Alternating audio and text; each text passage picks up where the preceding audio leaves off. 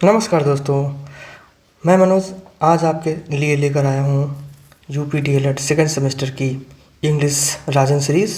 ठीक है, आज हम डिस्कस करने वाले हैं इंग्लिश के किस तरह के क्वेश्चन आपके सेकेंड सेमेस्टर में यूपी डीएलएड में पूछे जाते हैं। यूपी डीएलएड कौन सा semester? Second semester. Second semester में आपका इंग्लिश किस तरह का आता है। ठीक है, तो देर ना करते हुए हम स्टार्ट करते हैं। बिल्कुल ध्यान से देखिएगा, क्वेश्चन को मैं कराने के साथ साथ आपको क्वेश्चंस को सिखाऊंगा भी, कैसे अंडरस्टैंड किया जाता है, कैसे लर्न किया जाता है और कैसे रिस्पॉन्स दिया जाता है। सही आंसर कैसे आप दोगे 100%, राइट। तो चलिए, ऑब्जेक्टिव टाइप क्वेश्चन हम आपके सामने लेकर आए हैं इंग्लिश का। डायरेक्शन क्या है इसमें है कि 4 alternative answers are given to each part of the question, out of which only one answer is correct. Choose the correct answer. ठीक है दोस्तों, एक क्वेश्चन के 4 अल्टरनेटिव्स दिए गए हैं और उन 4 अल्टरनेटिव में से एक ही आपका करेक्ट है। वो कौन सा करेक्ट है आपको बताना होगा। You have to tell which one is correct among the 4 alternatives given in the answer. ठीक है, then question number 1 is saying that the total number of sounds in English language are. total number of sounds, ठीक है, इसमें letters का number नहीं पूछा जा रहा है, साउंड का नंबर पूछा जा रहा है। लेटर्स की बात करें तो इंग्लिश में कितने लेटर्स होते हैं? वो 26 लेटर्स होते हैं।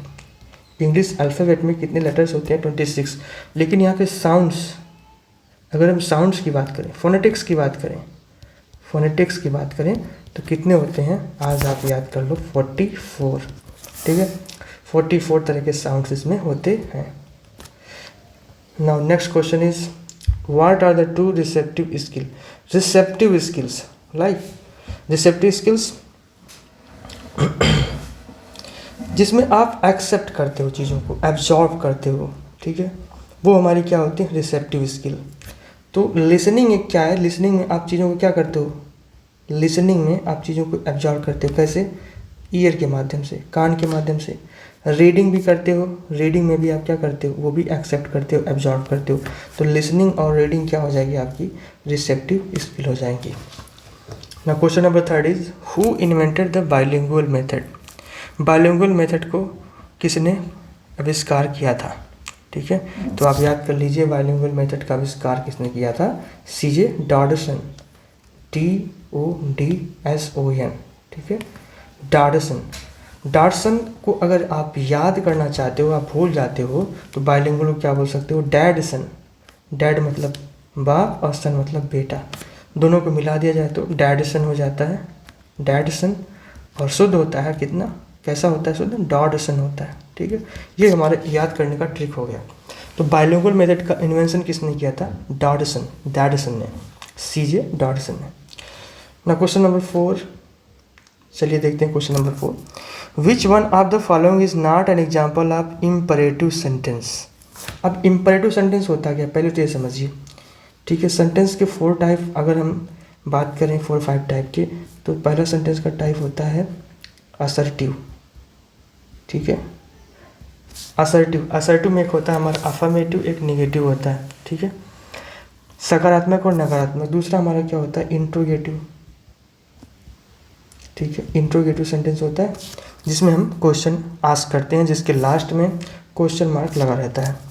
एक होता है yes no type interrogative sentence, जिसमें हम हेल्पिंग वर्ब से स्टार्ट करते हैं। और दूसरा होता है WH टाइप, जिसमें हम who, whom, whose, which, what, where, when, why, ठीक है, एंड हाउ, ये सब यूज करते हैं। तीसरा हमारा होता है इम्परेटिव सेंटेंस क्या होते हैं? ऑर्डर, जिसमें ऑर्डर होता है। क्या होता है? ऑर्डर, आदेश। इसमें ऑर्डर होता है, एडवाइस होती है, सलाह, रिक्वेस्ट होती है। ठीक है, ये कौन से हमारे होते हैं? इम्परेटिव सेंटेंस होते हैं। ठीक है, चौथा हमारा क्या होता है? एक्सक्लेमेशन, स्ट्रॉन्ग फीलिंग को, मजबूत फीलिंग को दिखाया जाता है। Exclamatory sentence, exclamatory, TORY। Exclamation, जिसमें ये वाला सिंबल लगा रहता है लास्ट में, अरे, आहा, ओहो हे भगवान, जहाँ पे ये शब्द चीज़ें, ये सारी चीज़ें लिखी होती हैं, ओह, आहा, हुर्रा, अलास, ठीक है, और ये सिंबल दिया रहता है, उसको हम एक्सक्लेमेटरी सेंटेंस कहते हैं। Fourth is optative. ऑप्टेटिव ये कौन सा होता है? Optative. Fifth is optative. Optative sentence वो होता है जिसमें हम कर्ज की बात करते हैं, विश की बात करते हैं, भगवान तुम्हारा भला करे, तुम्हारा बुरा हो जाए, गो टू हेल, नरक में जाओ, ये हमारे कौन से होते हैं? सेंटेंस, ऑप्टेटिव सेंटेंस होते हैं। तो क्वेश्चन में हमें पूछ रखा है कि which one of the following is not an example of imperative, जिसमें हम ऑर्डर ना हो, इसमें एडवाइस ना हो, रिक्वेस्ट ना हो, ठीक है। तो question number, please give me that book. Please यहाँ पे क्या है? रिक्वेस्ट है, ये भी क्या है? इम्परेटिव सेंटेंस है, ठीक है, ये नहीं हो सकता। गो टू योर स्कूल, यहाँ पे क्या है? ऑर्डर दिया जा रहा है कि अपने स्कूल तुम जाओ। You should not drink the coffee, यहाँ पे क्या है? एडवाइस है, क्या है? सलाह है, तुम्हें कॉफ़ी नहीं पीनी चाहिए। अब यहाँ पे क्या है? I am going to market, ये I am going to market क्या है? ये हमारा असर्टिव सेंटेंस है, ठीक है, ये कैसा है? असर्टिव सेंटेंस है, इसका पॉजिटिव सेंटेंस, अफर्मेटिव सेंटेंस है ये। तो answer number D is the correct answer of this question, because इसमें पूछा था कि कौन सा इम्पेरेटिव सेंटेंस नहीं है। सो क्वेश्चन नंबर 5 पे आते हैं। Which word used indefinite article, ठीक है, इनडेफिनिट आर्टिकल, ठीक है। इनडेफिनिट मतलब क्या होता है? अनिश्चित। आर्टिकल कौन कौन से होते हैं? एक होता है ए, एक होता है एन, एक होता है द, ठीक है। ए और एन को आप समझ गए होंगे। एन का यूज जहाँ पे होता है, वहाँ होता है जहाँ पे वॉवेल की फीलिंग आती है। जैसे कि हम कहें कि यूनिवर्सिटी, अगर हम यूनिवर्सिटी बोलते हैं तो यूनिवर्सिटी, यहाँ पे यूनिवर्सिटी या से स्टार्ट होता है, ठीक है। ये हमारा क्या है? या एक व्यंजन है, कॉन्सोनेंट है, या है तो स्टार्ट ये वॉवेल से, लेकिन कॉन्सोनेंट की फीलिंग दे रहा है, तो इसके साथ हम ए लगाएंगे, ठीक है। अगर हम बोलें UMBRELL, अम्ब्रेला, ठीक है। अम्ब्रेला अगर हम यू से स्टार्ट करते हैं और आ की फीलिंग आती है तो क्या हो जाएगा? एन लगेगा वहाँ पे, ठीक है। ये ए और एन होते हैं। अगर हम ए और एन होते हैं तो यहाँ पे डेफिनेट की बात करते हैं, क्योंकि हमें पता है ए क्या है? डेफिनेट है। लेकिन दा क्या है? दा लगाना ये क्या है? इनडेफिनिट है, अनिश्चित है, इसलिए इनडेफिनिट आर्टिकल कौन हो जाएगा? दा हो जाएगा, right. Now question number 6। Write a sentence to show exclamation, ठीक है। Write a sentence to show exclamation दिखाना। अब देखो यहाँ पे हर जगह एक्सक्लेमेटरी सेंटेंस है, हर जगह एक्सक्लेमेशन का सिंबल दिया है, ठीक है। लेकिन सिंबल तो दे दिया, लेकिन सच में कौन सा एक्सक्लेमेटरी सेंटेंस है ये देख पाना क्या होगा? अपने आप में एक चालाकी होगी, अपने आप में एक आंसर को ढूंढना हो जाएगा। चलिए देखते हैं। अब यहाँ पे I will go to school, ये क्या है? फ्यूचर इंडेफिनिट टेंस का सिंपल सेंटेंस है, ये नहीं हो सकता। Kajal is a brilliant student, ये क्या है? सिंपल प्रेजेंट का सेंटेंस है, ये भी नहीं हो सकता। वेदर इज हॉट, ये भी क्या है? सिंपल प्रेजेंट है, टू भी लगा है, इज है मार्का, इज लगा है। लेकिन हाउ स्वीट इज पायल, पायल कितना मीठी है, पायल कितनी सुंदर है, ये क्या है? ये एक्सक्लेमेटरी सेंटेंस बता रहा है, स्ट्रांग फीलिंग को दिखा रहा है, अरे पायल कितना अच्छा है, पायल कितनी मीठी है। सो आंसर इज क्या हो जाएगा? B is the exclamatory sentence. Now come to this question number 7। New method is related to. चलिए हम आपसे अभी कुछ पढ़ाया हूँ, ट्रिक बताया हूँ, शायद आपको याद होगी, उसको चेक कर लेते हैं आपके साथ। आप बताएंगे हमको कि बाइलिंगुअल मेथड किसने इन्वेंट किया था? Who has invented bilingual method? Bilingual method का, बाइलिंगुअल तरीके का आविष्कार किसने किया था? तो हमने ट्रिक बताई थी दोस्तों, आपको याद होगा, डैड और सन ने, बाप और बेटे ने मिलकर किया था। तो क्या हो जाएगा? डॉडसन हो जाएगा, ठीक है। यहाँ पे एक क्वेश्चन और आया है जो आपको याद करने की ज़रूरत है। New method is related to, किससे है? डॉक्टर वेस्ट से, ठीक है। अब इसको याद करने का तरीका क्या है? न्यू, ठीक है, न्यू मेथड है। अब न्यू मेथड में क्या है? यहाँ पे WE मतलब क्या हो जाएगा, वेस्ट। ठीक है, अब एक तरीका हो सकता है कि न्यू मतलब नया चीज़ें कहाँ से आती हैं, वेस्टर्न कल्चर से आती हैं। ठीक है, पाश्चात्य सभ्यताओं से आती है। हम जीन्स पहनते हैं, हम हाई हील पहनते हैं, हम नए जो आजकल के मॉडर्न कपड़े पहन रहे हैं वो कहाँ से आ रहे हैं, पाश्चात्य सभ्यता से आ रहे हैं, पश्चिमी देशों से आ रहे हैं। तो वेस्ट क्या होता है, पश्चिम को हम वेस्ट बोलते हैं। तो न्यू मेथड क्या है, किससे रिलेटेड है, ये डॉक्टर वेस्ट से है। ठीक है, चलिए आशा करते हैं आपको समझ में आया होगा और याद कर लिए होंगे। Question number 8, AIIMS of poetry क्या होती है, पोएम कविता, पोएट्री काव्य, जिसको हम बोलते हैं हिंदी में काव्य, जिसको हम गाते हैं, गायन करते हैं। ठीक है, जिसको गा कर पढ़ते हैं उसे हम क्या बोलते हैं, पद्य बोलते हैं, पोएट्री बोलते हैं, काव्य बोलते हैं। और एक जो हमारा छंद होता है जिसको गाया जाता है उसको हम क्या बोलते हैं, पोएम, कविता को अंग्रेजी में क्या बोलते हैं, पोएम। अब कविता पढ़ेंगे तो उसमें क्या इमोशंस होंगे, बिल्कुल होंगे, भाव उसमें रहेगा, बिना भाव के काव्य कैसा। ठीक है, to develop aesthetic sense, aesthetic मतलब नेचुरल, ये भी सही है, नेचुरल सेंस को। ठीक है, टू अंडरस्टैंड लाइफ बेटर, ज़िंदगी को अच्छे से समझने के लिए, ये भी सही है बिल्कुल। जब हम कविता गाते हैं, गाना गाते हैं तो हम भाव में विह्वल हो जाते हैं, बिल्कुल हम नेचुरल हो जाते हैं, प्राकृतिक हो जाते हैं, अपनी मूल अवस्था में आ जाते हैं, बिल्कुल हम इंडिफरेंट हो जाते हैं, ना तो हम गुस्से में होते हैं ना तो हम बहुत दुख में होते हैं, हम बहुत ही न्यूट्रल तरीके से गाते हैं, चीज़ों को समझते हैं, दैट इज़ मोर एस्थेटिक। ठीक है, to understand the life better, हम जिंदगी को अच्छे समझ पाते हैं, रामायण पढ़ के, गीता पढ़ के, गा करके, ये हम क्या कर पाते हैं, understand the life better. So answer क्या हो जाएगा, तीनों का तीनों आंसर सही है, इसका मतलब option D is the correct answer. ठीक है, नेक्स्ट क्वेश्चन है, सिंपल सा क्वेश्चन है, क्वेश्चन नंबर 9 पूछ रखा है, how many articles are there in grammar, grammar में कितने आर्टिकल होते हैं। बिल्कुल अभी ऊपर आपको बताया था, क्या, ए, एन और द, 3 आर्टिकल होते हैं ग्रामर में, ए, एन और द। तो ऑप्शन नंबर कौन सा हो जाएगा, बी, 3 होते हैं बिल्कुल। क्वेश्चन नंबर 10 पे चलते हैं, चूज द करेक्ट आर्टिकल, सही आर्टिकल इसमें भरना है। Book you want is out of print. ठीक है, किताब जो तुम चाहते थे वो आउट ऑफ प्रिंट स्टॉक से क्या है, बाहर है, वो प्रिंट स्टॉक में है ही नहीं।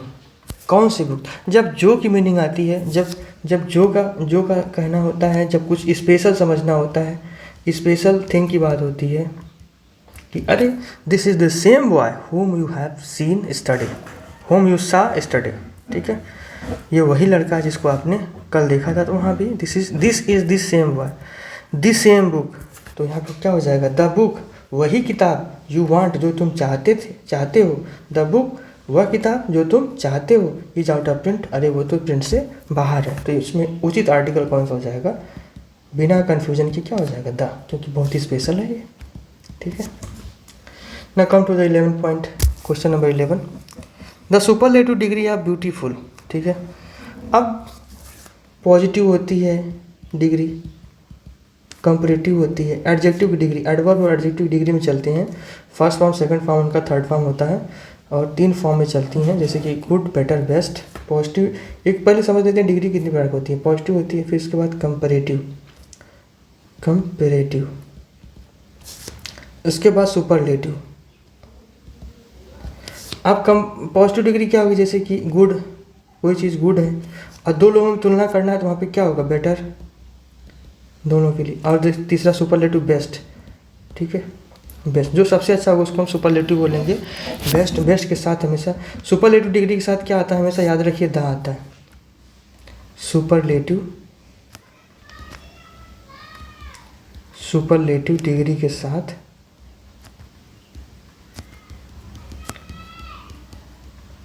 क्या आता है, द आता है उसके पहले। ठीक है, उसके पहले दी बेस्ट, जिसको हम दी बोलते हैं, द नहीं बोलते हैं, दी बोलते हैं, the best, this is the best.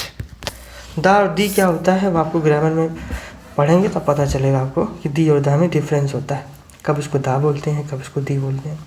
ठीक है, दी एंड बोलते हैं, द एंड नहीं बोलते हैं, दी एंड बोलते हैं। ठीक है, दी एंड बोलते हैं, किसी चीज़ का दी एंड हो गया, द एंड नहीं बोलेंगे, दी एंड बोलेंगे, ठीक है। द बुक बोल सकते हैं यहाँ पे, जैसे ऊपर अभी करवाया था मैंने, द बुक, ठीक है। सो यहाँ पे क्वेश्चन में क्या पूछा, the superlative degree of beautiful. अब यहाँ पे देख सकते हैं ब्यूटीफुल का 1 2 3 4 5 6 7 8 9, अमूमन देखा जाता है कि 4 से 5 अगर लेटर का वर्ड है तो उसमें ER लगा के बना सकते हैं, जैसे कि कैसे कर सकते हैं, फास्ट 3 4 का है ना, फास्टर, फास्टेस्ट। लेकिन फास्ट में 4, इससे ज़्यादा अगर हो जाते, 4 से ज़्यादा हो जाते, 5 हो जाते या 6 हो जाते, तो हम उसके साथ हम क्या लगाते हैं, मोर का यूज़ कर सकते हैं।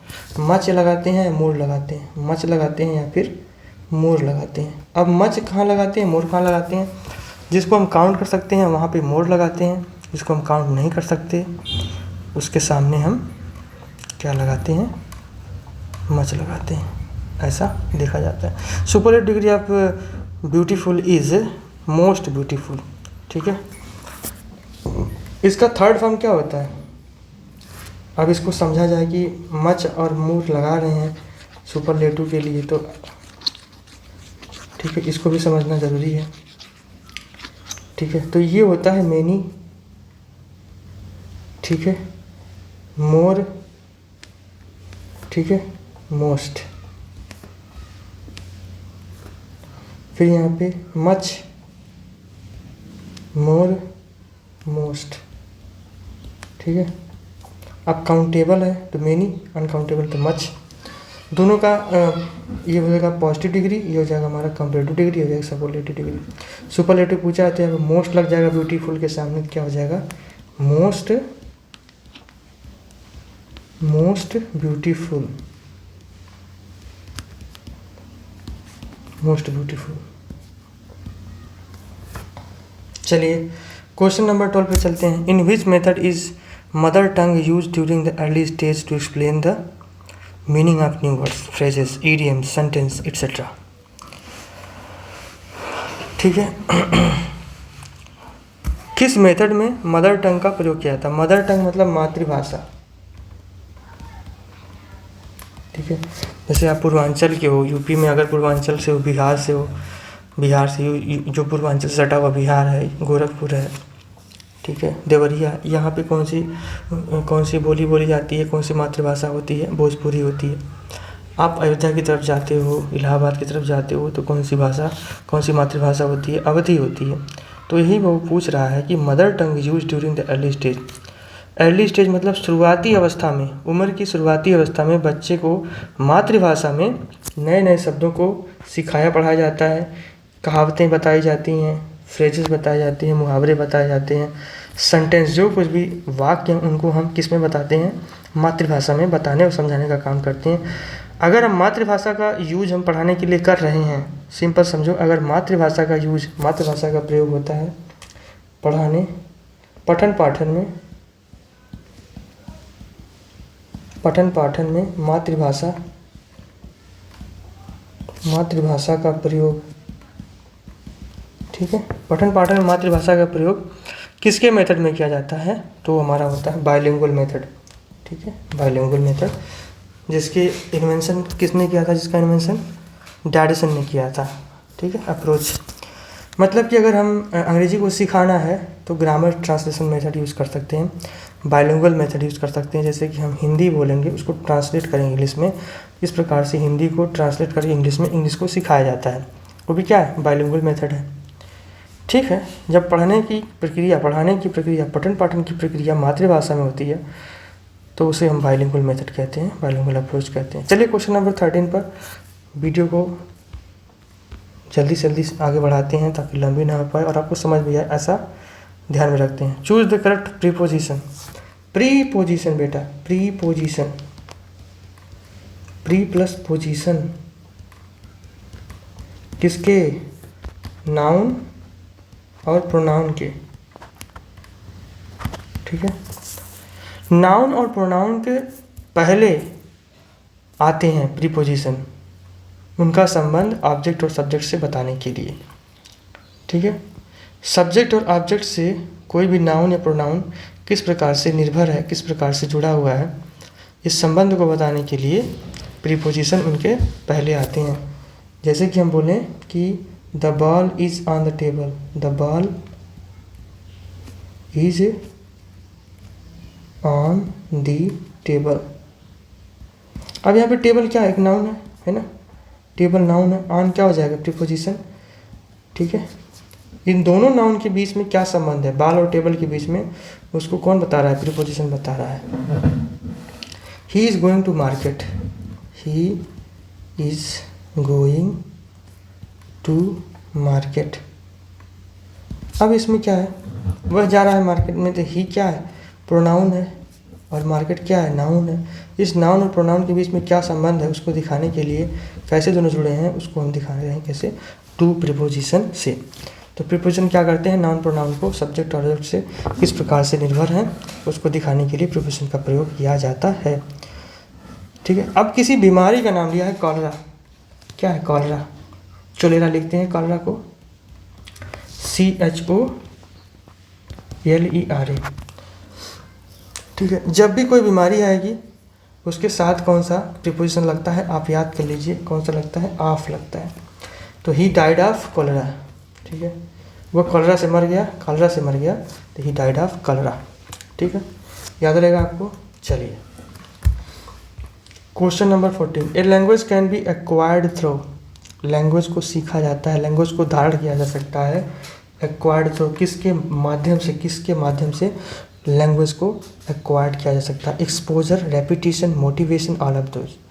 एक्सपोजर दिखा करके, रेपिटेशन बार बार रिवाइज करके, रिपीट करके, मोटिवेशन उत्साहवर्धन करके, बिल्कुल तीनों के तीनों पॉजिटिव सेंटेंस हैं, इसलिए चारों के चौथा ऑप्शन क्या हो जाएगा, all of the above is the correct answer. ठीक है, बिल्कुल सिंपल क्वेश्चन है। भाषा को क्या करते हैं, लिखित, कथित और सांकेतिक, तीन तरीके से व्यक्त करते हैं, एक्सपोजर, रिपीटिशन, मोटिवेशन। इस प्रकार से भाषा को सीखने का एक तरीका क्या हो सकता है, लैंग्वेज को धारण करने का तरीका क्या हो सकता है, इसमें ऑप्शन में दिया रखा है, तीन ऑप्शन दे रखा है, एक्सपोजर है, रेपिटेशन और मोटिवेशन, तीनों के तीनों काम आते हैं, इसलिए option D is the correct answer. What is the correct sentence structure of English.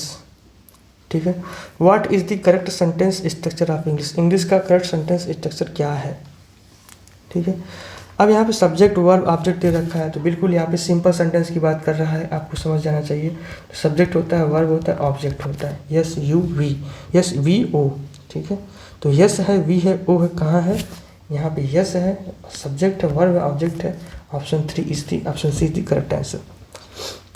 The aim of teaching a second language should not be. दूसरी भाषा पढ़ाने का लक्ष्य क्या नहीं होना चाहिए। The aim of teaching a second language should not be. ठीक है, to understand the language spoken, to read the language with comprehension, to forget the mother tongue, to write the language correctly. Second language को पढ़ाने का उद्देश्य पूछ रहा है, to forget the mother tongue, बिल्कुल नहीं, कौन कहता है मदर टंग को भूल जाओ, बिल्कुल नहीं। To write the language correctly, क्या लिखना उस चीज़ को, नहीं, बिल्कुल नहीं, केवल लिखने से नहीं हो पाएगा। ठीक है, to understand the language spoken, नहीं होना चाहिए, to understand the language spoken, बिल्कुल। To read the language with comprehension, to read the language with comprehension, comprehension के साथ aim of teaching a second language, ये चीज़ नहीं होना चाहिए, option number B is the correct answer. समझिए इस बात को, बोला है कि अगर हम चीज़ों को पठन पाठन को किस में करते हैं, मातृभाषा में करते हैं, हमारी फर्स्ट लैंग्वेज हो जाएगी। ठीक है, जो भी सीखेंगे हम अपनी मातृभाषा में सीखेंगे, लेकिन एम ऑफ सेकंड लैंग्वेज, जो हम सेकंड लैंग्वेज पढ़ रहे हैं उसका एम नहीं होना चाहिए क्या, to write the language correctly, बिल्कुल ये होना ही चाहिए। To forget the mother tongue, ऐसी बातें नहीं है कि हम इंग्लिश को पढ़ें और हिंदी को भूल जाएं, बिल्कुल नहीं। राइट द लैंग्वेज, सही बात है, फॉरगेट मदर टंग, ये भी गलत बात है, इसको हम नहीं कर सकते। Aim of teaching a second language should not be to forget the mother tongue, to read the language with comprehension, यहाँ पे ऑप्शन सी करेक्ट होना चाहिए। ठीक है, लैंग्वेज विथ कंप्रीहेंशन, बिल्कुल अगर हम इंग्लिश पढ़ रहे हैं, देखो दोस्तों यहाँ पे कभी कभी आंसर गलत भी दिया जाता है, इसको समझना पड़ेगा, है ना, इसीलिए सीरीज़ तो छाप दी गई, लेकिन कभी कभी गलत आंसर भी दिया जाता है, तो इसको आप ध्यान रखना पड़ेगा आपको। देखिए मैं बताता हूँ, the aim of teaching a second language should not be, नहीं होना चाहिए, to understand the is language spoken, बिल्कुल आप अंग्रेजी पढ़ रहे हो, मान लीजिए कि हम सेकेंड लैंग्वेज क्या पढ़ रहे हैं, इंग्लिश पढ़ रहे हैं, ये सब गलतियाँ हैं। अगर हम सेकंड लैंग्वेज इंग्लिश पढ़ रहे हैं तो क्या इंग्लिश बोलना नहीं चाहते, बिल्कुल चाहते हैं, ठीक है। To read the language with comprehension, अरे भाई साहब एग्ज़ाम देने जाते हो तो रीडिंग कंप्रीहेंशन तो हर एग्ज़ाम में आता है, चाहे आप कोई भी कंपटीशन दे रहे हो, चाहे आप अपने टेक्स्ट बुक को पढ़ रहे हो, अपने बोर्ड एग्ज़ाम को दे रहे हो, वहाँ भी रीडिंग कंप्रीहेंशन आता है। विदाउट रीडिंग कंप्रीहेंशन कैसे समझा जा सकता है कि आपको वो भाषा आती है, कि आपकी उस भाषा को समझ है, आपको उस भाषा की समझ है, कैसे, वो तो कंप्रीहेंशन से पता चलता है। तो ये भी बात सही है।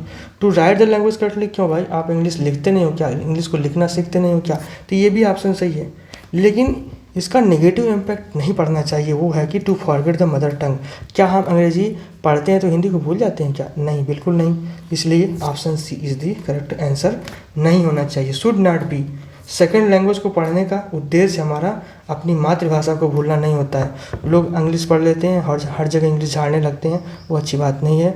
हम इंग्लिश पढ़ें, इंग्लिश को जानें, इंग्लिश को समझें, ताकि हम इंटरनेशनल लेवल पर चीज़ों को समझ सकें, साइंस को पढ़ सकें, हिस्ट्री को पढ़ सकें और अच्छे से रिसर्च को पढ़ सकें।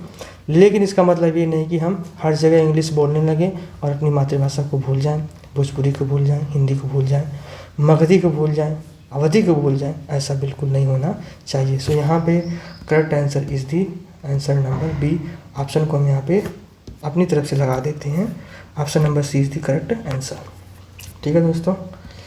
Now come to the next question number 17। Which composition provide student free thinking, ठीक है।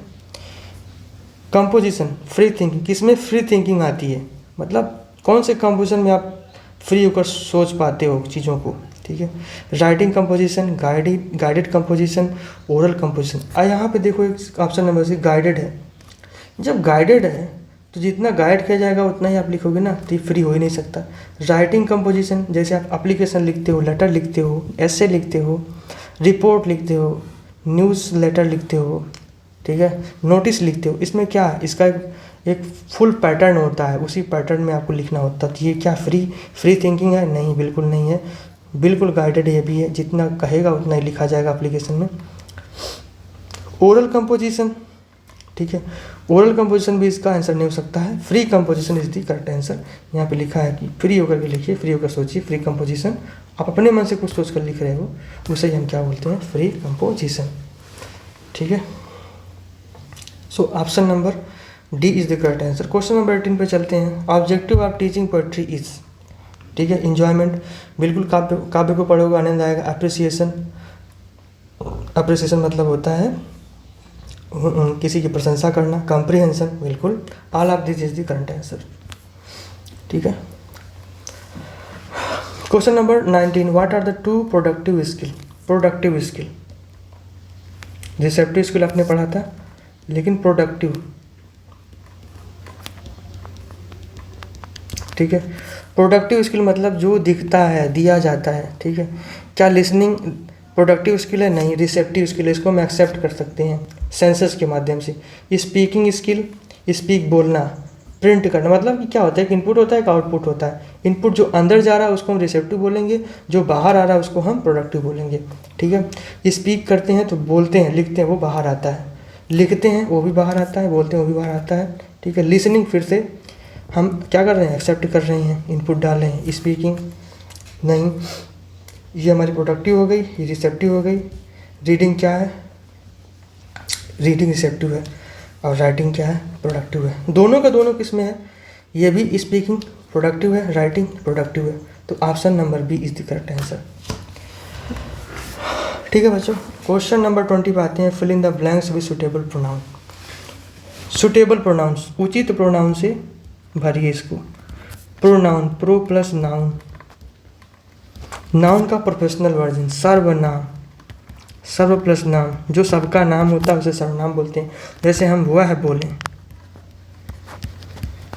हम किसी को बोल सकते हैं, किसी का फिक्स नाम वह नहीं है। सी बोलें, किसी का फिक्स नाम सी थोड़ा, किसी को भी हम, किसी लड़की को, किसी गर्ल्स को, किसी भी गर्ल को हम सी बोल सकते हैं। यू किसी का फिक्स नाम नहीं है, तो क्या होते हैं, सर्वनाम होते हैं। Fill in the blanks with suitable pronoun. Do you want to meet, क्या which do you want, who do you want, whom do you want to meet, तुम किससे मिलना चाहते हो, option number is the correct answer. चलिए question number 21, which method is midway between translation cum grammar method and direct method, ठीक है, B. कह रहा है कि which method is midway, Midway मतलब बीच के रास्ते में आता है, कौन, बिटवीन ट्रांसलेशन मेथड में और ग्रामर मेथड में एंड डायरेक्ट मेथड में। ट्रांसलेशन कम ग्रामर मेथड, ठीक है, जैसे कि हम टेंस को पढ़ते हैं और ट्रांसलेशन करते हैं, ठीक है, और डायरेक्ट मेथड के दोनों के बीच में आता है। तो ट्रांसलेशन कम ग्रामर में क्या होता है, हम जैसे मान लीजिए कि टेंस पढ़ रहे हैं, उसका हम अनुवाद करते हैं इंग्लिश में, वह जाता है ही गोज़, तो हमने हिंदी लिखा, फिर उसके बाद उसके अंग्रेजी लिखा, ये क्या हो गया, बाइलिंगुअल हो गया, ठीक है, बाइलिंगुअल हो गया, हिंदी से अंग्रेजी में ट्रांसलेशन हो गया। तो कौन सा मेथड हो जाएगा इसमें, बी पार्ट, बाइलिंगुअल मेथड, ये बीच में आता है, ठीक है। पहले हम ट्रांसलेशन ग्रामर सीख लेते हैं, फिर हम बोलते हैं डायरेक्ट, ठीक है, हिंदी से इंग्लिश को सीख लिया, फिर बाद में इंग्लिश को डायरेक्टली बोलना चालू कर देंगे, तो बीच में क्या आ जाएगा, हमारा बाइलिंगुअल मेथड आ जाएगा, ठीक है। So now come to the next question, question number 22, what is the full form of TLM, ठीक है। TLM का फुल फॉर्म आप याद कर लो, सीटेट में भी पूछा जाता है, टेट में भी पूछा जाएगा, हर जगह आपको बस पता होना चाहिए, teaching learning material, teaching learning material, ये क्या होता है भाई, मटेरियल क्या हो जाएगी, वस्तु हो जाएगी, टीचिंग मतलब पढ़ाने के लिए, पढ़ाने सीखने की वस्तु, ठीक है। कोई वस्तु आपके हाथ में होगी, आप एक टीचर हो, बच्चों के सामने जाओगे, उस वस्तु का प्रयोग करके आप बच्चों को रियल लाइफ से चीज़ों को जोड़ करके पढ़ाने की कोशिश करोगे, ठीक है। जैसे आपको अगर कोड पढ़ाना है तो दो डंडों को आप ले लीजिए, डंडों को आपस में ऐसे सटा करके आप बच्चों को बता दीजिए कि एक डंडा एक है, दूसरा डंडा ये है, दोनों के बीच का ये झुकाव, इसे हम क्या बोलते हैं, कोड बोलते हैं। तो इस प्रकार से क्या है, हमारा TLM है, ठीक है। Question number 23, fill with the correct preposition, फिर से प्रीपोजिशन अभी ऊपर मैंने बताया था, नाउन प्रोनाउन का संबंध बताता है। वी गॉट डिफ़िकल्टीज़, ठीक है, डी पार्ट, हम परेशानी में पड़ गए, difficulties, we got into difficulties, ठीक है। मोशन जहाँ पे होता है वहाँ पे अपान आता है और इनटू आता है, आन और इन नहीं आता। हम डिफ़िकल्टीज़ में पड़ गए मतलब कि वहाँ पे मोशन है, ठीक है, कुछ किए उसके बाद डिफ़िकल्टी में पड़ गए, इसलिए आंसर कौन सा हो जाएगा, आंसर नंबर डी हो जाएगा। Question number 24, choose the correct preposition, I came his request, बिल्कुल एट हिज रिक्वेस्ट, उसकी प्रार्थना पर हम आए, तो एट लगेगा। आन मतलब क्या होता है, जब भी आन होगा वहाँ पे टचिंग होगा, कोई बाल टेबल पे टच कर रही है वहाँ पे आन होगा, इसलिए ऑप्शन ही नहीं। ऑफ होता है का, ठीक है। बाई मतलब होता है द्वारा, ठीक है, द्वारा, जैसे कि बाई बस, ठीक है। अब यहाँ पे कौन सा आंसर सही हो जाएगा, आई केम एट हिज रिक्वेस्ट, उसके रिक्वेस्ट में, उसके रिक्वेस्ट करने पर हम आए, अन्यथा नहीं आते, ठीक है। ना second question is, next question is क्या है, choose the correct article, he became great man, he became a great man हो जाएगा, ठीक है, ये लग जाएगा। Now second is 26, rearrange the following word, ठीक है। ये जम्बल्ड अप हो गए हैं, आपस में इधर उधर हो गए हैं, इनको मिला करके एक सेंटेंस बनाना है, ठीक है। Man is playing with nature today, तो man is playing with nature, nature today, ठीक है, टुडे ये हो जाएगा। अब चाहे टुडे को पहले लिखो चाहे बाद में लिखो। यहाँ पे सिंपल सेंटेंस है इसलिए सब्जेक्ट ऑब्जेक्ट, सब्जेक्ट वर्ब और ऑब्जेक्ट यहाँ पे लगेगा, ठीक है। यहाँ पे दोनों वर्ब हो जाएंगी, एक हो जाएगी हेल्पिंग वर्ब, एक हो जाएगी मेन वर्ब। तो सब्जेक्ट हो गया, वर्ब हो गई और ऑब्जेक्ट यहाँ पे विद नेचर। टुडे क्या होगा, कॉम्प्लीमेंट हो गया। तो इस प्रकार से हम यहाँ पे मिला सकते हैं। मैन क्या है, मैन का सी से स्टार्ट होता है, मैन इज़। सिंपली यहाँ पे कहीं भी सी से स्टार्ट नहीं है, बिल्कुल यहाँ पे समझ में आता है। टुडे को हम क्या पहले लिख दें, तो टुडे को अगर हम पहले लिखते हैं तो टुडे ऑप्शन में ए होता है, फिर उसके बाद मैन होगा सी, ठीक है। प्लेइंग होगा मैन, इसके बाद प्लेइंग मतलब कि डी, उसके बाद विथ नेचर का बी हो जाएगा, A C D B. Option number A is the correct answer. Doctor west method is also known as the, ठीक है। वेस्ट मेथड मतलब न्यू मेथड है, कौन सा होगा, इंडक्टिव मेथड, आने वाला में, इंडक्टिव मतलब आना, ठीक है। So option D is the correct answer.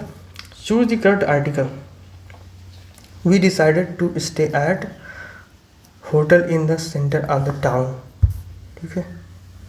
The लग जाएगा, सिंपल, एट लगा है the. Question number 29, choose the correct verb. सही क्रिया को भरिए। Each boy and each girl, ठीक है। अब यहाँ पे दिया है सेकंड फॉर्म, वर्ब की सेकंड फॉर्म है। अब यहाँ पे देख सकते हैं each boy and each girl. तो ईच माने होता है एक, एक मतलब हो जाएगा सिंगुलर। अब सिंगुलर वर्ब जो होगी यहाँ पे भरी जा सकती है। तो वर्ब क्या है, प्लूरल वर्ब है, ठीक है।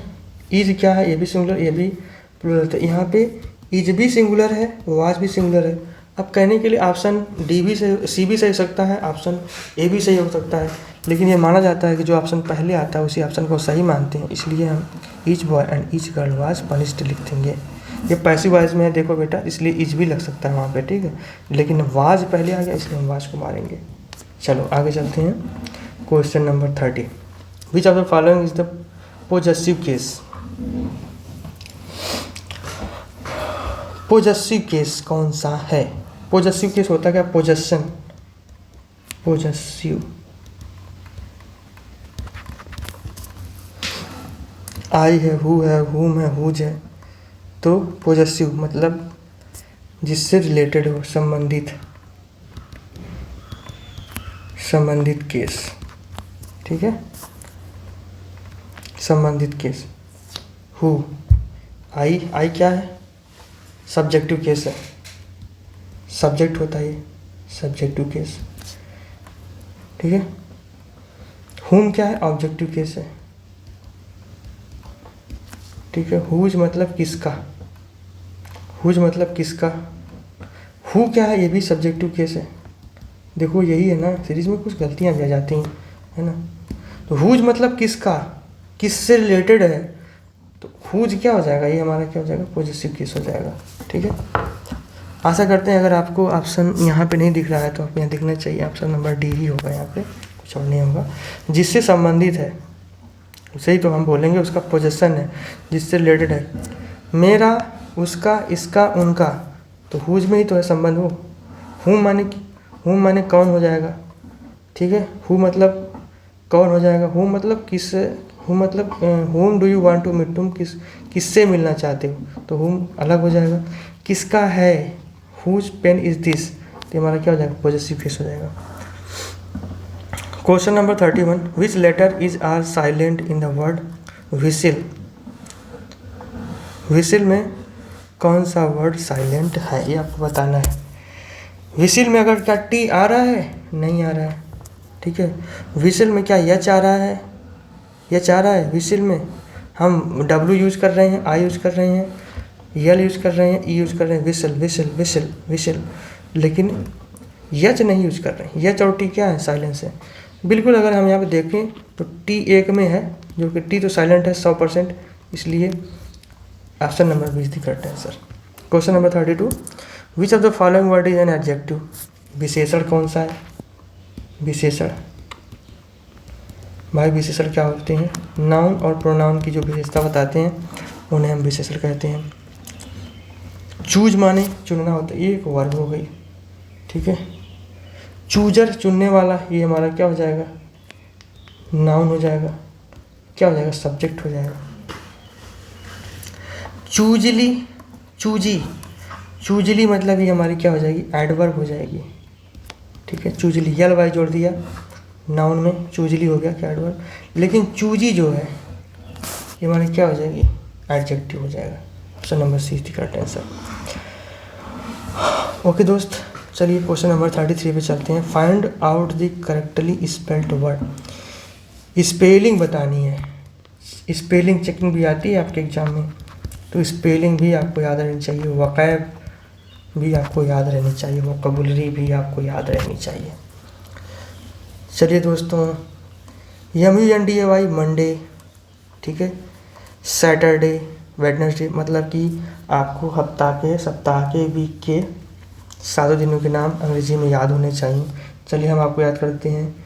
MONDAY मंडे, उसके पहले आता है संडे, संडे SUNDAY, उसके बाद आता है ट्यूजडे, TUESDAY ट्यूजडे, उसके बाद आता है थर्सडे, THIRS थर्सडे DAY, उसके बाद आता है फ्राइडे, FRIDAY, ठीक है, उसके बाद आता है सैटरडे, SATURDAY। आप मिला लो इसमें, क्या मंडे सही है, क्या ट्यूसडे सही है, बिल्कुल यहाँ पे यू है, गलत है। क्या वेडनेसडे जो है, अच्छा वेडनेसडे मैंने छोड़ दिया है क्या, Sunday, Monday, Tuesday, Wednesday, Wednesday DAY, ठीक है, यहाँ पे लिख देता हूँ वेडनेसडे, ठीक है ना। संडे मंडे ट्यूसडे, फिर वेंसडे इसको बोलते हैं, वेडनेसडे लिखते हैं लेकिन वेंसडे बोलते हैं, वेंसडे, थर्सडे, फ्राइडे, सैटरडे। यहाँ पे क्या गलती, मंडे में यू नहीं होता है, ओ होता है, इसलिए ये भी गलत है। DUY नहीं, DAY होता है, इसलिए ये भी गलत है।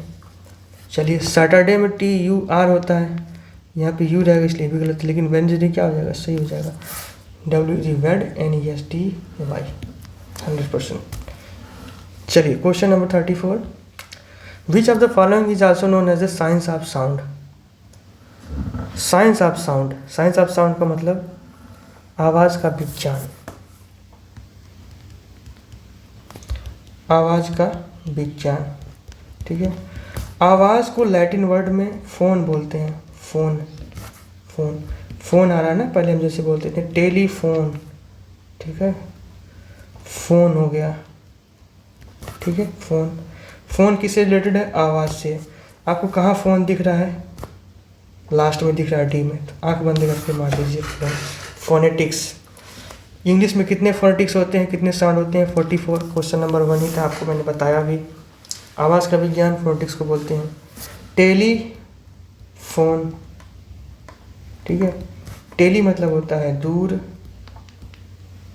पास याद कर लीजिए, टेली मतलब जहाँ भी दिखेगा दूर, और ये फ़ोन का मतलब हो जाएगा आवाज़, यहाँ पे इसको बोलते हैं भास, हो जाएगा कितना, कैसा हो जाएगा ये, दूरभाष।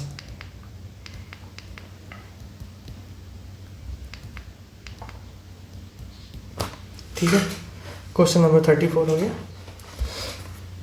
चलिए क्वेश्चन नंबर 35,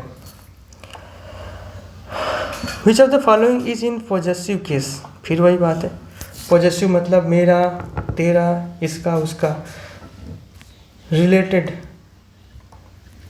ओन करता है, मतलब कि मालिक होता है, मालिक होना। पोजेशन मतलब होती हैं संपत्तियाँ, जिस चीज़ के आप मालिक हो। आई पोजेस अ बुक, मैं एक बुक को ओन करता हूँ, मैं एक किताब का मालिक हूँ, ठीक है। कौन सकता है, आई क्या है, सब्जेक्टिव है, सब्जेक्ट होता है। मी क्या है, ऑब्जेक्ट होता है। यू क्या है, ये भी ऑब्जेक्ट होता है। लेकिन माइन क्या है, मेरा। दिस बुक इज माइन क्या है, पॉजेसिव केस में आ जाएगा। चलिए, which letter is silent in the word GNAT, इसको नेट पढ़ते हैं, जी क्या हो जाएगा, साइलेंट हो जाएगा। Option number is correct answer. चलिए question number 37, the structural approach relate to, structural approach related to relates to, क्या बताता है, स्ट्रक्चरल अप्रोच को, ठीक है। वर्ड पैटर्न, स्ट्रक्चर मतलब क्या होता है, ढांचा, स्ट्रक्चर, स्ट्रक्चर माने क्या होता है, ढांचा, इसको हम बोलते हैं पैटर्न। क्या इसमें पैटर्न है, बिल्कुल है, पैटर्न है, बिल्कुल है। ऑप्शन ए और बी। लेकिन यहाँ पे लेटर पैटर्न, वर्ड पैटर्न को बताता है, सेंटेंस पैटर्न को बताता है, लेटर पैटर्न को नहीं बताता है, ठीक है। तो ऑप्शन नंबर सी था पैटर्न सर। लेटर पैटर्न क्या बताएगा, ए बी सी डी, ये कोई पैटर्न तो होता है, इसको नहीं बताता। स्ट्रक्चरल अप्रोच क्या होता है, लैंग्वेज को सीखना। तो नाउ इसमें वर्ड पैटर्न हो सकता है, सेंटेंस पैटर्न हो सकता है। हम शब्दों को सीख करके भाषा को सीख सकते हैं, सेंटेंस को याद करके भाषा को सीख सकते हैं, ठीक है। लेटर से हम क्या कर सकते हैं, लेटर से हम वर्ड बनाते हैं, सेंटेंस, लेटर से हम वर्ड बनाते हैं, वर्ड से फिर सेंटेंस बनाते हैं। इसलिए लेटर पैटर्न कोई मतलब नहीं होता है, वर्ड पैटर्न और सेंटेंस पैटर्न कोई मतलब होता है। इसलिए both option A and B is correct answer और करेक्ट आंसर। अब बोला है फ्राइडे इज दी, कौन सा दिन होता है फ्राइडे, सप्ताह का कौन सा दिन फ्राइडे होता है। पहला कौन सा, संडे, दूसरा कौन सा होता है, मंडे, तीसरा कौन सा होता है, ट्यूसडे, ठीक है, Thursday, Sunday, Monday, Tuesday, Wednesday, Thursday, Friday, Saturday, सातवां होता है।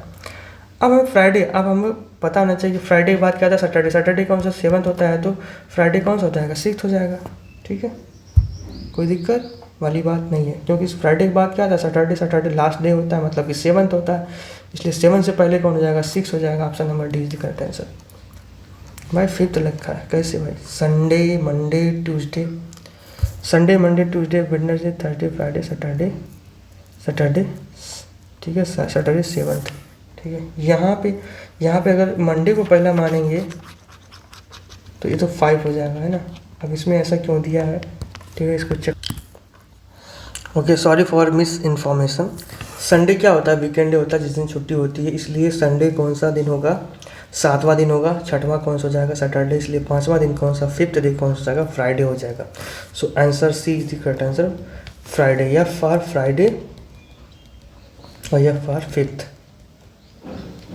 पांचवां दिन, ठीक है। चलिए question number 39। Grammar translation method emphasise the importance of reading, ठीक है। ग्रामर ट्रांसलेशन मेथड किस चीज़ को प्रभावित करता है, किस चीज़ पर प्रभाव डालता है, रीडिंग पे प्रभाव डालता है, पढ़ने पर। कैसे, जैसे हम किताब पढ़ते हैं, फिर किताब को हम अपने हिंदी माध्यम में ट्रांसलेट करके सीखते हैं कि क्या उसमें लिखा हुआ है। इसलिए ग्रामर ट्रांसलेशन मेथड जो होता है वो रीडिंग के इम्पोर्टेंस को एम्फसाइज करता है, रीडिंग के मेथड को, रीडिंग के पढ़ने के तरीके को क्या करता है, उस पर प्रभाव डालता है। How many vowels are there between A to Z, सबको पता है, ए, ई, आई, ओ, यू, कितने हो गए, 5, 1, 2, 3, 4, 5। Option number C. Doctor West new method of teaching English emerged to overcome the limitation of which of the following method, ठीक है। Doctor West का new method जो है अंग्रेजी पढ़ाने में, ओवरकम द लिमिटेशन, ओवरकम मतलब उससे निजात पाना, छुटकारा पाना, लिमिटेशन मतलब सीमाओं से, ठीक है। किन सीमाओं से निजात पाने के लिए, किन सीमाओं की, जैसे हम कुछ सीख रहे हैं तो उस पर कुछ सीमाएं होंगी, ठीक है। तो उन सीमाओं से निजात पाने के लिए डॉक्टर वेस्ट का न्यू मेथड आया था। तो कौन सी सीमाएं थी जिनको लागना था, तो डॉक्टर वेस्ट ने अपना नया मेथड लेके आया था, new method. Option C, direct method, ठीक है। डायरेक्ट मेथड मतलब कि अंग्रेजी पढ़ें और डायरेक्टली सीख जाएं, ये बहुत ही टफ होता है, इसलिए डॉक्टर वेस्ट ने न्यू मेथड ऑफ टीचिंग लेके आए। Question number 42, productive skill of language, फिर वही बात, प्रोडक्ट मतलब वही आउटपुट देना। आउटपुट में क्या हो सकता है, आप राइट कर सकते हो, आप स्पीक कर सकते हो, बोल सकते हो, राइट कर सकते हो। तो कहाँ है speaking and writing, option number D. Phonetic is the science of phone, phone मतलब क्या होता है, साउंड, ठीक है। कौन सा हो जाएगा, साउंड, साउंड कहाँ है, ये ऑप्शन हो जाएगा।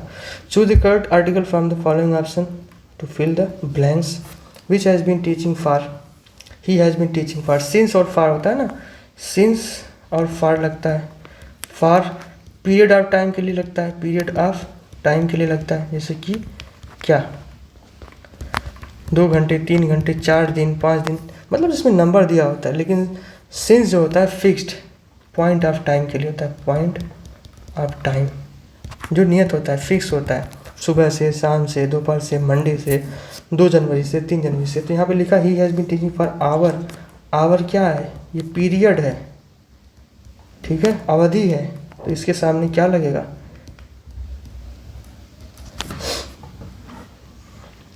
तो आवर, इसमें ये चीज़ नहीं थी, तो एक आपकी एक एक्स्ट्रा जानकारी मिल गई है। आवर, ये हावर लिखते हैं लेकिन पढ़ते हैं आवर, आवर पढ़ते हैं, तो आ है यहाँ पे वॉवेल है, ठीक है। स्वर की बात करते हैं, जब ए की बात करें, एन की बात करें, जब वॉवेल की फीलिंग आती है तो वहाँ पे एन लगता है, इसलिए यहाँ पे एन लग जाएगा। ऑप्शन नंबर सी थी करेक्ट आंसर। ओके बेटा, तो question number 45, choose the correct spelled word, सही स्पेलिंग को चुनना है। MER नहीं होता है, GRAMMAR होता है, grammar GRAMMAR। Option number B is the correct answer. How many consonants are there between A to Z, बिल्कुल आपको पता है कि वॉवेल कितने होते हैं, वॉवेल कितने होते हैं, वॉवेल हमारे 5 होते हैं, AEIOU। टोटल कितने होते हैं लेटर, टोटल लेटर होते हैं हमारे 26, 26 में से 5 घटा दो, कितने हो गए 21, 21 जो हो गए हमारे क्या हो जाएंगे, कॉन्सोनेंट्स हो जाएंगे। क्वेश्चन नंबर 47 पे चलते हैं। How many kinds of the degrees are there, 3 प्रकार की होती हैं, कौन कौन सी, पॉजिटिव, ठीक है, कंपैरेटिव, ठीक है, देन सुपरलेटिव, सुपरलेटिव डिग्री 3 तरह की होती हैं। Option number A is the correct answer. Which language is regarded as the second language in India, India में सेकंड लैंग्वेज दूसरी भाषा को किसको बताया गया, अंग्रेजी को बताया गया। According to Bloom taxonomy the teaching objective are cognitive, ठीक है, अफेक्टिव, साइकोमोटर, बिल्कुल जो हमारी टीचिंग ऑब्जेक्टिव होना चाहिए, हमारे पढ़ाने का तरीका होना चाहिए, साइकोमोटर होना चाहिए, मतलब कि गतिमान होना चाहिए, जो सीखते हो उसको अप्लाई कर सको, उसको ऑब्जेक्टिफाई कर सको। अफेक्टिव, हम सीख रहे हैं तो हमारे पर प्रभाव भी पड़ना चाहिए, हमारे अंदर परिवर्तन भी होना चाहिए। कॉग्निटिव मतलब कि हम दिमाग लगा के सोच पाएँ, क्या पढ़ाने का उद्देश्य ये होना चाहिए कि हम दिमाग लगा के सोच पाएँ, बिल्कुल सही। अफेक्टिव, हमारे ऊपर प्रभाव पड़े, हमारी पर्सनालिटी बदल जाए, बिल्कुल सही। साइकोमोटर, हम उसको क्रिया में अपने ला सकें, बिल्कुल सही, प्रतिक्रिया दे सकें, बिल्कुल सही, साइकोमोटर हो गया। इसलिए all of the above is the right option correct. Question number 50, which of the following approaches is known as the evaluation approach, evaluation approach क्या होती है, ठीक है। ऑप्शन ब्लूम अप्रोच क्या होती है, इवैल्यूएशन, मतलब कि स्टेप बाय स्टेप हम क्या करें, चीज़ों को देखें, इवैल्यूएट करें, कितना इंप्रूवमेंट हो रहा है, ठीक है, उसे हम क्या बोलते हैं, इवैल्यूएशन अप्रोच। ब्लूम अप्रोच में भी यही होता है। ब्लूम टेक्सोनॉमी जब आप पढ़ते होगे तो वहाँ पे हर एक स्टेज होता है, हर एक स्टेज पे आपकी जांच होती है कि अगर आप सीख रहे हो तो ये क्या स्टेज पूरा कर लिए कि नहीं, ये कर लिए कि नहीं। हर स्टेज को जब आप पूरा कर लोगे तभी आपको माना जाएगा आप सीख गए हो, you have learn now. So bloom approach is the correct answer. Poetry teaching has objective, कविता पढ़ाने का ऑब्जेक्टिव क्या होना चाहिए, एस्थेटिक, बिल्कुल अभी पर पढ़े थे। ट्रेन द इमोशन, बिल्कुल भावना तो होनी ही चाहिए। एबिलिटी होनी चाहिए, बिल्कुल ABC is the correct answer. So D option is the correct. The objective of teaching are achieved by, ठीक है, स्ट्रेटजी, बाई, बिल्कुल स्ट्रेटजी के साथ काम में होनी चाहिए। So option number C is the correct. And 53 question, bilingual and auto bilingual method are used in teaching second language, second language बिल्कुल बाइलिंगुअल हमने क्या बोला था, हिंदी पढ़ते हैं फिर ट्रांसलेशन के माध्यम से हम अंग्रेजी पढ़ते हैं, इसलिए क्या हो जाएगा bilingual method, that is second language हमारी क्या है, इंग्लिश। इंग्लिश को सीखने के लिए हम बाइलिंगुअल मेथड का यूज करते हैं। Question number 54, the structural approach is an, structural approach is an क्या है, अप्रोच ऑफ टीचिंग, टीचिंग का अप्रोच है, अभी ऊपर पढ़े थे, ये पढ़ाने का एक तरीका है, ठीक है। Option number B. Which letter is silent in the word guide, guide में कौन सा वर्ड साइलेंट है, क्या गा में गा आ रहा है, ई आ रहा है, डा आ रहा है, बिल्कुल। यू आ रहा है क्या, नहीं आ रहा है, बिल्कुल option A is the correct answer. Aims of teaching grammar is to develop instant understanding of language, to develop scientific aptitude, बिल्कुल करेक्ट पैटर्न ऑफ लैंग्वेज, बिल्कुल all of this is the correct answer, सब कुछ होना चाहिए। Kinds of teaching aids are, aids माने क्या होती हैं, सहायता, मदद, ठीक है, पढ़ा रहे हो, कोई अंधा है उसको कैसे पढ़ाओगे, कोई बहरा है उसको कैसे पढ़ाओगे। तो ऑडियो विजुअल ऐड, सुनने वाला देखने वाला कोई चीज़ होनी चाहिए, ऑडियो ऐड होनी चाहिए सुनने वाला, जो देख नहीं सकता वो सुन के पढ़े, विजुअल ऐड जो सुन नहीं सकता वो देख के पढ़े, जो दोनों कर सकता है, ऑडियो विजुअल ऐड दोनों कर सकता है। Option number D is the correct answer. ठीक है। What does pronunciation include, what does pronunciation include? Fluency, rhythm, pass, मतलब जब चीज़ को उच्चारण कर रहे हो ना, उच्चारण, जब चीज़ को पढ़ रहे हो, उच्चारित कर रहे हो, उसमें क्या आना चाहिए? क्या फ्लुएंसी? बिल्कुल फ्लुएंट होना चाहिए। रिदम, लय होनी चाहिए उसमें, कविता पढ़ रहे हो लय है ही नहीं, कोई मतलब नहीं। पाज, कहाँ रुकना है कहाँ चलना है, बिल्कुल उसमें विराम, पाज मतलब क्या होता है, विराम भी होना चाहिए। फ्लुएंसी, ताल, ताल भी होनी चाहिए। ठीक है, तो option number D is correct answer. Objectives of the loud reading is are, अब चिल्ला चिल्ला के पढ़ रहे हो, तेज पढ़ रहे हो, उसका मतलब उसका ऑब्जेक्टिव, ऑब्जेक्टिव माने क्या होता है, उसका उद्देश्य है, उसका उद्देश्य क्या है, चिल्ला चिल्ला कर पढ़ने से तेज पढ़ने का उद्देश्य क्या है? टू प्रैक्टिस, बिल्कुल हम पहाड़ा पढ़ते हैं, प्रैक्टिस करवाते हैं। टू अंडरस्टैंड द मीनिंग, बिल्कुल सुनेंगे तो बोलेंगे तो हम मीनिंग को समझ पाएंगे। To prepare people for effective silent reading, बिल्कुल इफेक्टिव साइलेंट, चिल्ला चिल्ला के पढ़ लेंगे, उसके बाद हम silent speed effective silent reading भी कर सकते हैं, क्योंकि सुने रहेंगे, जब सुने रहेंगे तो हमें उस चीज़ का मतलब पता होगा। ठीक है, चलिए next question, question number 60। Modern teaching is, modern teaching की बात कर रहे हैं कि मॉडर्न टीचिंग क्या है भाई साहब? टीचर सेंटर्ड, भाई साहब टीचर सेंटर्ड मेथड बहुत ही गलत होता है, ख़राब होता है। टीचर अपने से मतलब रखिए, कोई टीचिंग थोड़ी होती है। सब्जेक्ट सेंटर, सब्जेक्ट पढ़ा दो, कोई मतलब ना रखो। मॉडर्न मतलब बच्चे को आना चाहिए, बच्चा अगर नहीं सीख पा रहा है तो पढ़ाने का कोई मतलब नहीं होता है। Modern teaching is a child centred method. Audio and visual sense of the letters are facilitated by, ठीक है, ऑडियो विजुअल जहाँ पे चित्र भी आ रहा हो, ठीक है, इसको हम बोलेंगे विजुअल। ऑडियो जहाँ पे आवाज़ भी आ रही हो, इसको हम बोलेंगे ऑडियो। ऑडियो और वीडियो दोनों किस में दिखता है? रेडियो में तो केवल ऑडियो चलेगा ना, ठीक है, साउंड आएगा। टेलीविज़न क्या है? टेलीविज़न में दोनों होता है, हम देखते भी हैं, मतलब कि विजुअल होता है, विजुअल, इसको हम बोलते हैं वीडियो। ऑडियो भी होता है, सुनते भी हैं, इसलिए option B is the correct answer. Question number 62, the most effective media is, B for radio, बिल्कुल नहीं। टेलीविज़न क्या है? सुनो और देखो, समझो, option number B is correct. Recapitulatory questions are asked after, ठीक है, रिकैप्चुलेट, पूरी चीज़ें पढ़ा लिए हो, ठीक है, अब पढ़ाने के बाद लोगों को समझ में आया कि नहीं, रिकैप हुआ कि नहीं, रिकैप हुआ कि नहीं, उसको पूछने के लिए, उसको करने के लिए हम क्या, जब सेशन पूरा पढ़ा लेंगे तभी हम उसको पूछेंगे। Last session is the correct answer. Which of the following composition does not provide opportunity to students for free thinking, ठीक है, गाइडेड कंपोजिशन में आप बांध दिए जाओगे, अभी मैं उनको पढ़ाया था, जितना गाइड करेंगे उतना लिखोगे तो फ्री थिंकिंग नहीं कर पाओगे। Grammar is start by the method, ठीक है, दो तरीके से, इंडक्टिव और डिडक्टिव मेथड से, जो आप जानते हो उससे, जो आप नहीं जानते उससे, दोनों से पढ़ाया जा सकता है ग्रामर को, इसलिए इंडक्टिव और deductive method is the method of grammar teaching. Question number 66, good quality of hand writing is, ठीक है, एक हैंड राइटिंग में क्या होना चाहिए? सिंप्लिसिटी होनी चाहिए, सुंदरता होनी चाहिए, स्पेसिंग, जगह भी होनी चाहिए, लिपापोती नहीं होनी चाहिए, इसलिए answer number D is the correct answer. All of the above.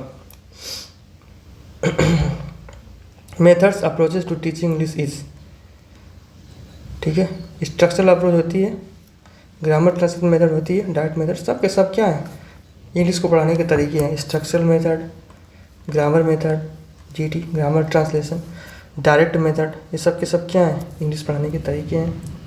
Question number 68, a thing of beauty is Joy for ever, who said this, ठीक है, जॉन कीट्स।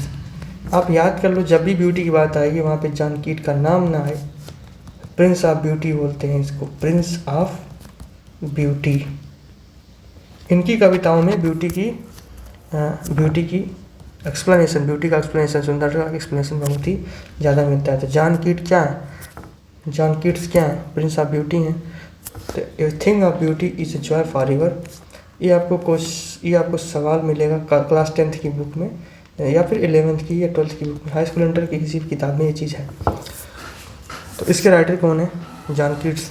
जब भी जॉन कीट्स की बात करोगे ब्यूटी, अच्छा याद करने का, कीट मतलब क्या होते हैं? कीट पतंगे होते हैं, ठीक है। वो किस पे बैठते हैं? फूलों की सुंदरता के ऊपर बैठते हैं। तो जॉन कीट पतंगे कहाँ जाते हैं? सुंदरता के ऊपर जाते हैं। जब भी सुंदरता की बात होगी वहाँ पे कीट का नाम आएगा ही आएगा। चलिए question number 69, what is the nickname of structural approach? Structural approach का निक नेम क्या होता है? ओरल अप्रोच, ठीक है। स्ट्रक्चरल अप्रोच का निक नेम क्या होता है? Oral approach. Question number 70, which of the following grammar is start incidentally? Functional grammar. Incidentally कौन सा ग्रामर पढ़ाया जाता है? फंक्शनल ग्रामर, काम चलाऊ ग्रामर, इंसिडेंटली ग्रामर, ठीक है। Question number 71, which of the following grammar lays stress on rules? ठीक है, नियम पे कौन ज़्यादा असर डालता है? कौन सा ग्रामर? फॉलोइंग ग्रामर लेज, कौन सा ग्रामर जो होता है बोलता है कि जो भी हम पढ़ेंगे नियम से पढ़ेंगे, ठीक है। टेंस का जो नियम होता है उसको फॉलो करेंगे, पैसिव एक्टिव वॉइस नरेशन सबको नियम से करेंगे, ठीक है। जो नियम कहता है, नियम सीख लिए, subject, helping verb, main verb और ऑब्जेक्ट। ये बिना नियम के हम ग्रामर को नहीं सीख सकते, या डायरेक्ट हम सीख नहीं सकते, और बिना नियम के हम नहीं सीख सकते। वो कौन सा मेथड है? ठीक है, तो हमारा हो जाएगा ट्रेडिशनल मेथड। बहुत ही ख़राब मेथड होता है कन्वेंशनल मेथड और ट्रेडिशनल मेथड, जिसमें हम रूल्स पे क्या डालता है? वो स्ट्रेस डालता है कि नियम याद करो और सीखो। गलत बात है, डायरेक्ट भी सीखा जा सकता है। To what is the pronunciation related to? ठीक है, D for to what is pronunciation related to? Vocabulary, intonation, speaking, all of the above, ठीक है। प्रोनाउंसिएशन में स्पीकिंग भी आती है, वोकैबुलरी भी आती है, इनोटेशन भी आता है, तीनों का तीनों आता है। भाई उच्चारण में क्या करोगे? बोलोगे, वोकैब याद होगी, वोकैब पता होगी, स्पेलिंग पता होगी, तभी तो बोल पाओगे। इनोटेशन क्या क्या उसमें सही है, क्या क्या गलत है, कौन साइलेंट है, कौन साइलेंट नहीं है, तीनों की तीनों चीज़ें आपको पता होनी चाहिए, ठीक। Question number 73, how many kinds of noun are there? ठीक है, अब ये यहाँ पे देख सकते हैं कि अगर हम how many kinds of noun के प्रकार देखें, काइंड्स देखें, टाइप्स देखें, तो अगर हम देखते हैं इस तरह से, तो प्रॉपर नाउन होता है, प्रॉपर नाउन, कॉमन नाउन होता है, कलेक्टिव नाउन होता है, मटेरियल होता है और एब्स्ट्रैक्ट नाउन होता है। 1 2 3 4 5, ठीक है। कितने प्रकार की? 5 प्रकार की होती है। ऑप्शन में 5 भी है और यहाँ पे दे रखा है बी ऑप्शन, इसलिए हमारा ऑप्शन बी हो जाएगा correct. Proper noun, common noun, collective noun, material noun, abstract noun, ये आपने ग्रामर में पढ़ा होगा। इसको इतना ओपन करके यहाँ पढ़ाऊंगा तो वीडियो लंबी हो जाएगी। Which letter is silent in the word sandwich? है ना, इसमें कौन सा लेटर साइलेंट है? क्वेश्चन नंबर 74, लिखते हैं सैंडविच लेकिन पढ़ते हैं सैंडविच पढ़ते हैं। तो डी इसमें आ रहा है? कहीं नहीं आ रहा। Option number D, C is the correct answer. D इसमें नहीं है, डी साइलेंट है। Question number 75, which letter is silent in the word psychomotor?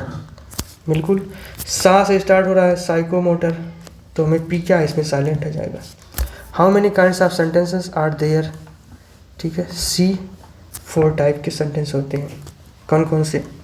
How many kinds of sentences?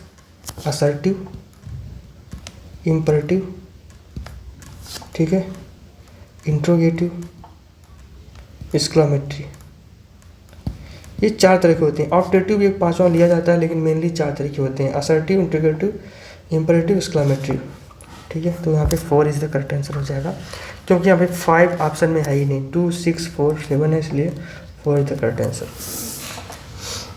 चलिए कुछ हमारे यहाँ पे very short answer type question है, कुछ तो नहीं है, बहुत सारे हैं। वीडियो लंबी हो जा रही है, इसलिए हम MCQs करा के आपको ख़त्म करते हैं। नेक्स्ट वीडियो में अगर हमें आपका रिस्पांस अच्छा मिलता है, आप हमारी वीडियो को लाइक करते हो, शेयर करते हो, सब्सक्राइब करते हो, और हमारे वीडियो में क्या कमी है उसको बताते हो, और अगर आप कहते हो कि हम very short answer type question भी लेके आएँ तो नेक्स्ट वीडियो की सेकंड सीरीज़ इंग्लिश की सेकंड सेमेस्टर के लिए हम लेकर आएंगे very short answer type question.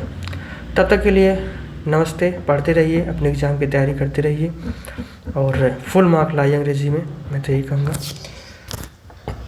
चलते हैं, जय हिंद, जय भारत, बाय बाय।